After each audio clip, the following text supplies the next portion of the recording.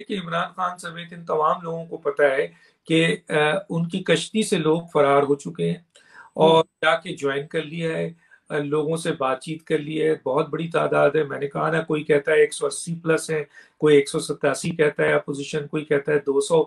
तो लेकिन जिस तरह के हालात जा रहे हैं, अगर ये सारे वोट इमरान खान के खिलाफ पड़ गए तो फिर तो ये 200 से काफी ऊपर चला जाएगा। ख्याल ये है कि देखें, अपोजिशन जो है वो सब पर डिनाई नहीं करेगी, हर इत्तेहादी को ऊपर वो इस तरह की डील नहीं करेगी। उसका नंबर जो है वो वैसे तो नंबर 172 है कि अगर अपोजिशन हासिल कर ले तो जीत जाएगा, लेकिन कम से कम वो मैं समझता हूं कि 180 प्लस के करीब उनके पास अराकीन रख के वो आगे बढ़ेंगे अदम एतमाद के लिए। एतमाद के जरिए इमरान खान चाहते हैं तो इसका मतलब है कि बहुत बड़ी शिकस्त है कि अपोजिशन तो चलो गिराना चाहती है, इनके अपने एमएनएज अब इनको नहीं रखना चाहते, ये बड़ी जिल्लत की बात होगी।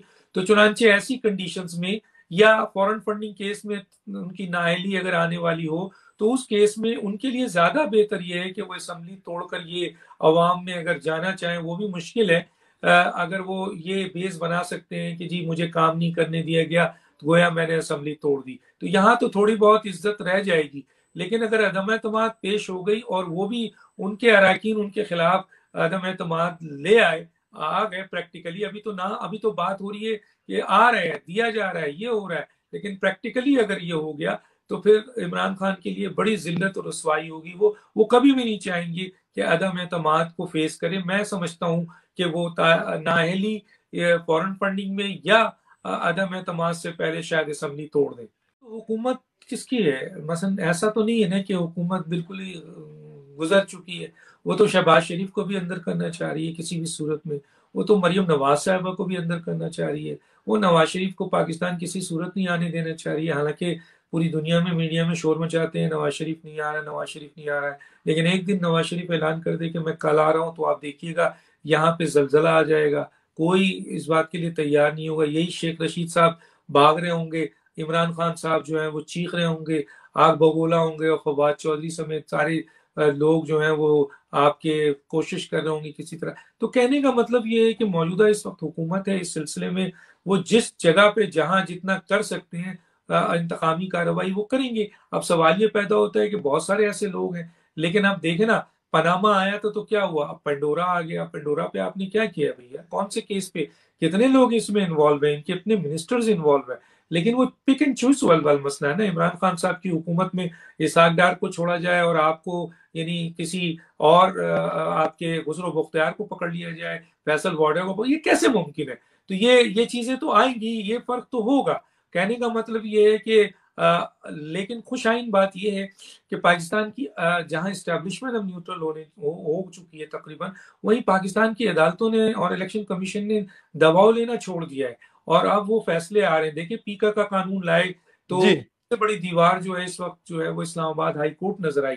उन सियासी इंतकाम किया वो, उसके साथ वो जो साहब है बेग साहब, तो इस्लामाबाद हाई कोर्ट सामने नजर आई कि ये गलत है। इसी तरीके से और जितने मैटर्स पे ये गैर आईनी गैर कानूनी इकदाम कर रहे हैं, उसमें अदालतें जो हैं वो अब एक तरीके से दीवार बन रही हैं। और जितने भी सियासी लोगों को गिरफ्तार किया नैब ने और उनको जेल भेजा और जेल भेजकर उनको डेथ सेल में डाला, उस पर अदालतें दीवार बनी, उनको जमानत मिली। मरियम नवाज साहिबा बाहर हैं, राना सनाउल्लाह बाहर हैं, आपके साथ रफीक साहब बाहर हैं, बहुत सारे लोग जो है वो बाहर आ गए हैं। तो कहने का मतलब फवाद हसन फवाद साहब बाहर हैं। तो अदालतें जो है वो एक बहुत बड़ा रोल अब अदा कर रही हैं। तो आने वाले वक्त में सागदार साहब मेरिट पे हैं तो उनको रिलीफ मिलेगा, इंशाल्लाह जरूर मिलेगा। जो हुकूमत होती है वो कभी भी ये नहीं कहेगी कि जी हम तो मर रहे हैं, हम डूब रहे हैं, हम खा रहे हैं, हम पा रहे हैं, लेकिन अंदरूनी खाना आपको पता है कि वो क्या कहते हैं। इस वक्त सूरत हाल ये है कि उनके मुंह से भी निकल जाता है, चाहे शेख रशीद को देख लें, फवाद चौधरी को देख लें। अब फवाद चौधरी ने इल्जाम लगा दिया कि हमारे 3 अरकान को जो खरीदने की कोशिश की गई। भाई, 3 अरकान को खरीदने की कोशिश उस वक्त की जाती है जब हुकूमत बहुत मजबूत हो, उसकी कारकर्दगी बहुत जबरदस्त हो, जी मेंबर ऑफ पार्लियामेंट हुकूमत को छोड़ने के लिए तैयार ना हो, तो ऐसी सूरत हाल में फिर पैसा फेंका जाता है। लेकिन जब खुद डूबती हुई कश्ती से कूद कूद कर लोग जो हैं वो जा रहे हैं और अनकंडीशनल जो है वो मुख्तलिफ सियासी जमातों को अप्रोच कर रहे हैं और अदम एतमाद की तहरीक में वो ज्यादा पेश पेश हैं, तो फिर खरीदने और बेचने की क्या जरूरत है जब आदमी खुद चल कर भाग कर दौड़ कर आपके पास आ रहा हो। मैं तो यहाँ तक कहता हूँ कि अगर किसी जमात से ग्रीन सिग्नल अगर फवाद चौधरी साहब को भी मिल जाए तो वो भी कश्ती से छलांग लगा कर चले जाएंगे, क्योंकि उनको भी अंदाजा है कि कश्ती डूबने वाली है। फिर तो आपने प्राइम मिनिस्टर का वो स्टेटमेंट देखा, वो स्टेटमेंट बड़ा जो है वो कभी कभी सच मुंह से निकल जाता है कि मैं चाहता था कि मैं मुल्क से गुर्बत खत्म करूं, तो जी जाने से पहले। तो कहने का मतलब है उनको भी इस बात का अंदाजा हो रहा है, उनके अपने आप एमएनए से पूछेंगे सबको अंदाजा है, लेकिन टीवी पे तो जाहिर है ये सब चीजें आती हैं। और खासतौर पे वो लोग भड़कियां जरूर मारेंगे जिनकी इमरान खान के साथ सियासत है, और जिस दिन इमरान खान टूटेंगे इन लोगों को कोई किरदार सियासत में नहीं होगा, इनको कोई लेने वाला नहीं होगा, इनको कोई अपनी तरफ देखने। इन्होंने बहुत मुख्तलिफ सियासी जमातों में लोटे बनते बनते यहाँ तक पहुंचे हैं अब, और इतने गंदे हो चुके हैं ये लोग कि कोई सियासी जमात इनको लेने को तैयार नहीं है। हुकूमत होती है वो कभी भी ये नहीं कहेगी कि जी हम तो मर रहे हैं, हम डूब रहे हैं, हम खा रहे हैं, हम पा रहे हैं, लेकिन अंदरूनी खाना आपको पता है कि वो क्या कहते हैं। इस वक्त सूरत हाल ये है कि उनके मुंह से भी निकल जाता है, चाहे शेख रशीद को देख लें, फवाद चौधरी को देख लें। अब फवाद चौधरी ने इल्जाम लगा दिया कि हमारे 3 अराकीन को जो खरीदने की कोशिश की गई।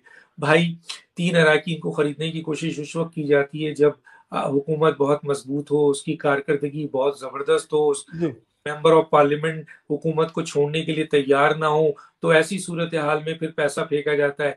लेकिन जब खुद डूबती हुई कश्ती से कूद कूद कर लोग जो है वो जा रहे हैं और अनकंडीशनल जो है वो मुख्तलिफ सियासी जमातों को अप्रोच कर रहे हैं और अदम एतमाद की तहरीक में वो ज्यादा पेश है, तो फिर खरीदने और बेचने की क्या जरूरत है जब आदमी खुद चल कर भाग कर दौड़ कर आपके पास आ रहा हो। मैं तो यहाँ तक कहता हूँ कि अगर किसी जमात से ग्रीन सिग्नल अगर फवाद चौधरी साहब को भी मिल जाए तो वो भी कश्ती से छलांग लगा कर चले जाएंगे, क्योंकि उनको भी अंदाजा है कि कश्ती डूबने वाली है। फिर तो आपने प्राइम मिनिस्टर का वो स्टेटमेंट देखा, वो स्टेटमेंट बड़ा जो है वो कभी कभी सच मुंह से निकल जाता है कि मैं चाहता था कि मैं मुल्क से गुर्बत खत्म करूं, तो जी जाने से पहले। तो कहने का मतलब है उनको भी इस बात का अंदाजा हो रहा है, उनके अपने आप एमएनए से पूछेंगे सबको अंदाजा है, लेकिन टीवी पे तो जाहिर है ये सब चीजें आती हैं। और खासतौर पे वो लोग भड़कियां जरूर मारेंगे जिनकी इमरान खान के साथ सियासत है, और जिस दिन इमरान खान टूटेंगे इन लोगों को कोई किरदार सियासत में नहीं होगा,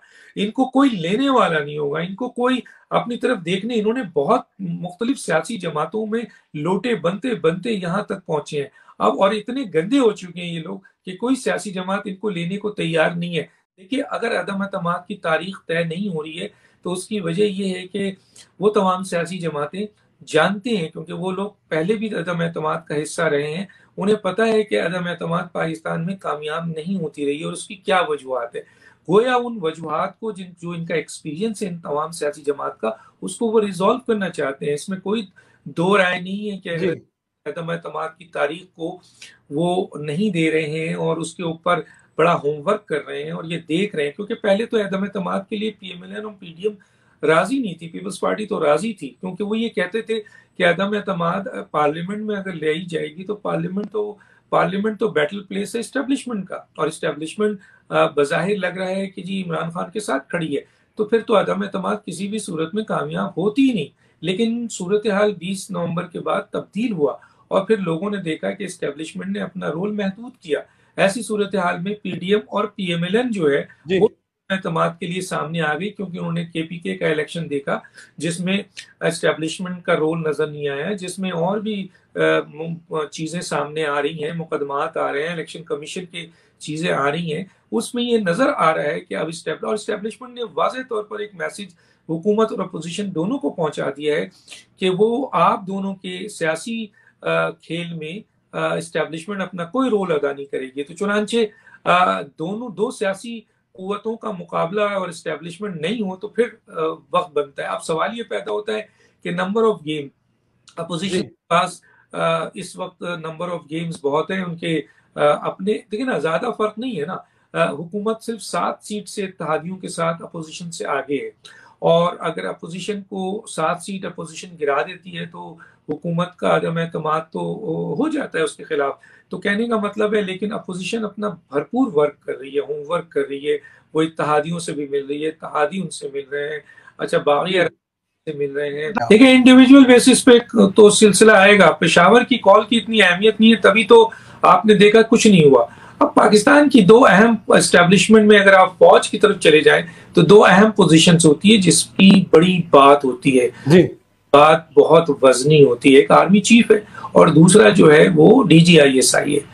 یہ دو اہم ترین پوسٹ ہوتے ہیں اور اگر یہ دو اہم ترین پوسٹ نیوٹرل ہو جائے تو باقی کور کمانڈر کوئی فون کرے یا دباؤ ڈالے یا کوئی اور عہدے کا شخص دباؤ ڈالے اس کی اتنی اہمیت نہیں ہوتی ہے. یہ بات ایک عام پاکستانی بھی جانتا ہے اور ظاہر ہے MNAs بھی جانتے ہوں گے. تبھی اب کوئی اور اگر فرض کرے جس طرح مریم نواز نے پشاور کے حوالے سے مینشن کیا ہے, سب کو پتا ہے کہ انہوں نے کس کو طرف اشارہ کیا ہے, تو اب وہ اتنے افیکٹو نہیں ہوں گے. لیکن ہو سکتا ہے کہ ابھی یہ کیا ہے نہیں کیا, ان کے پاس یقیناً فون آیا ہوگا. اگر ہم ان کی بات کو لے لیں تو وہ فون اتنے افیکٹو اب نہیں رہیں گے. ہاں ان کا کوئی انٹرسٹ ہوگا, انڈیویجول بیسس پہ لوگ آ سکتے ہیں. اسٹیبلشمنٹ جو ہے وہ اس کی سب سے بڑی طاقت یہ دو اہم ترین پوسٹ ہوتی ہے.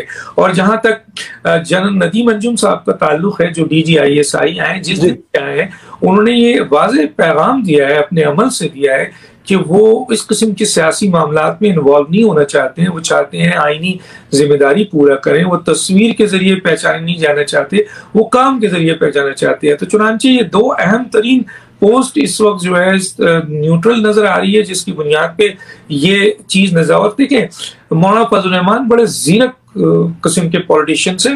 وہ ان تمام چیزوں کو بڑے دنوں سے واچ کر رہے تھے. میری بھی ان سے ملاقات ہوئی تھی اور پیپلز پارٹی کے ڈیمانڈ پہ کہ عدم اعتماد لے آئیں اور فلاں کر لیں, وہ ان چیزوں کو اس وقت بتاتے تھے کہ جناب عدم اعتماد میں آپ اسی وقت جائیں جب اسٹیبلشمنٹ نیوٹرل ہو اور پورا یقین ہو اور اس کے وہ اپنی طور پر ثابت بھی کریں. نواز شریف بھی ان چیزوں میں بہت ایکسپیرینس رکھتے ہیں اور انہوں نے بھی دو ٹوک کہہ دیا تھا کہ ہم کسی بھی صورت میں عدم اعتماد میں نہیں آئیں گے, کیونکہ اسٹیبلشمنٹ آپ کے پاس اگر 442 اراکین بھی ہو جائیں اور اسٹیبلشمنٹ آپ کے ساتھ نہیں ہے تو گویا آپ کو شکست ہوگی. اور وہ یہ بھی کہہ رہے ہیں کہ اس بات کی ہمیں صداقت مل رہی ہے کہ مین اسٹیبلشمنٹ, لفظ لے لیں, مین اسٹیبلشمنٹ جو ہے جو اصل اثر کر سکتی ہے وہ نیوٹرل ہو چکی ہے.